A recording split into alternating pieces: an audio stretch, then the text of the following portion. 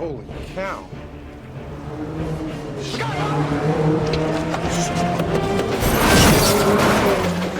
Welcome to Cal's Cinema. This is Needful Things.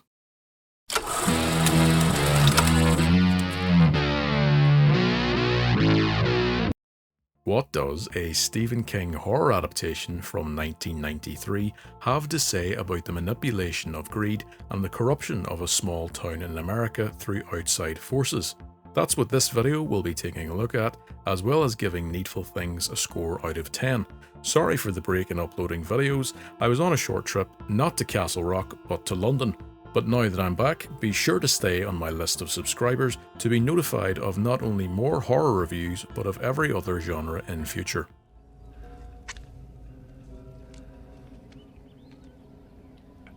As just one of many adaptations of Stephen King's novels, Needful Things is less well known than the more iconic film versions of his works, for example, Carrie, The Shining, or my personal favourite, It, the 1990 miniseries, obviously because Tim Curry. With a library of TV and film reworkings as long as King's, some are bound to be largely forgotten about, especially after 30 years from being released. In the same vein as the immensely enjoyable body horror Thinner, or the technically impressive car possession tale of Christine, while Needful Things isn't as horrific or psychologically gripping as those formerly mentioned more prolific films, it has all the hallmarks of a typical Stephen King work. From the small town in Maine to the supernatural entity that develops a grip on the hearts and minds of the population. Despite having enough of a cultural impact to warrant its own Rick and Morty parody, on its release the smaller scale horror only managed to pull in a meagre $15 million, from which we can assume that the film can be classed as a flop. I would hardly call it a rousing success, but what the hell? I'll be back. Long before the TV series Castle Rock blended together various Stephen King properties into a shared universe of sorts, this self-contained horror was released in 1993. In the sleepy coastal town of Castle Rock, a real location by the way here where I'm from, as well as Derry. What are you trying to say, Stephen King? Anyway, in Castle Rock everything is as it should be, until the arrival of a mysterious new antique store owner, Leland Gaunt, who soon opens Needful Things and through it goes on to corrupt the once peaceful town.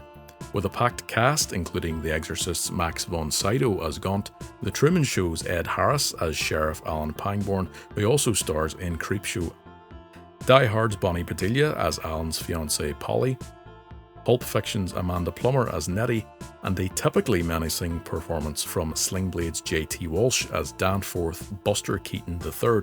Needful Things has the talent needed to hold the viewer's attention over its over 3-hour runtime, that length dependent on which cut of the film you're viewing. Beyond the main characters, the colourful wider cast of the townspeople of Castle Rock provides some much needed laughs on top of the admittedly toned down and limited horror of the surprisingly horny demonic antiques peddler. What happened? Mud! Mud? Mud and stink! Gold on turkey stink! I'll admit that despite being both a fan of King's books and their film adaptations, I've never actually read Needful Things, so this review will of course just focus on the film adaptation. And this seems like a good point in the video to give you my usual spoiler warning, so if you want to find out what exactly Gaunt's deal is for yourself, you can check the movie out and come on back to this video. But just be sure to come back because as viewer and reviewer, we have something of a bargain here, you and I. The dealing isn't done, you see, until Mr. Gaunt says the dealing is done. Campy horror threats aside, while the somewhat dated 90s film isn't as nail-biting an experience to watch compared to modern horror films, with barely a dreaded jump scare in sight, it does have its own thrills to offer.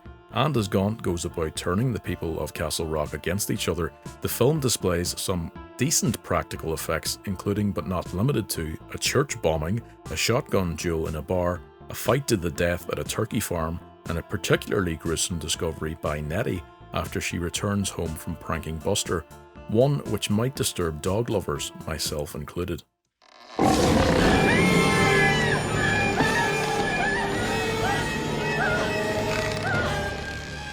All of these various interweaving fuck yous by the townspeople to each other are of course orchestrated skillfully by Gaunt, and finally come to a head with the town itself literally at risk of being obliterated, with Pangborn uncovering Gaunt's sinister plan and in the process coming across his greatest hits, one of which, by the way, seems to indicate Gaunt's involvement in the Kennedy assassination.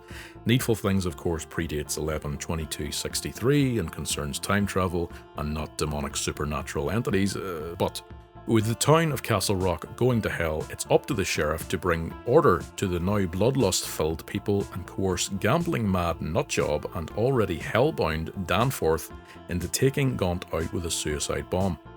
I'll give it to Needful Things, that is an original and bold way to tackle defeating a demonic entity, but it's all for nothing as Leland, of course, is supernatural and survives, and just sort of drops his pretense and admits defeat before moving on to his next targeted town. You got me.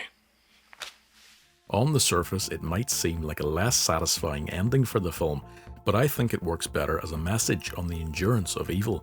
Although Gaunt has appeared in other Stephen King media, sticking with the film, the idea that he might be the devil or something close to it works as a classical threat, and von Sydow even makes the entity somewhat likeable in a way that the viewer can join him in reveling in the schadenfreude of watching a town full of seemingly shitty people, turkey shitty people, tear itself apart.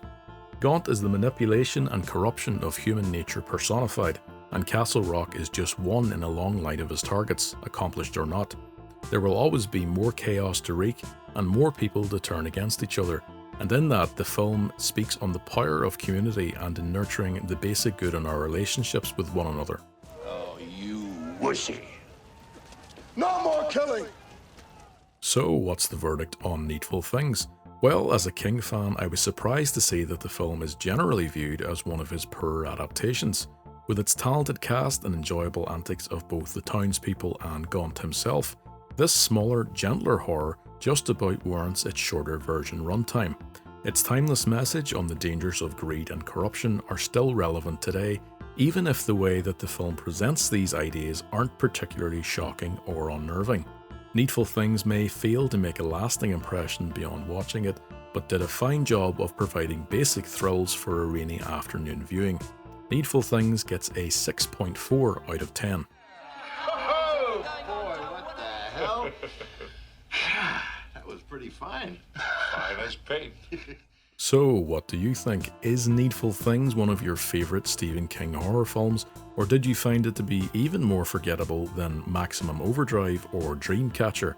You can let me know in the comments, and be sure to like and subscribe if you already haven't, and come back again to Cal's Cinema.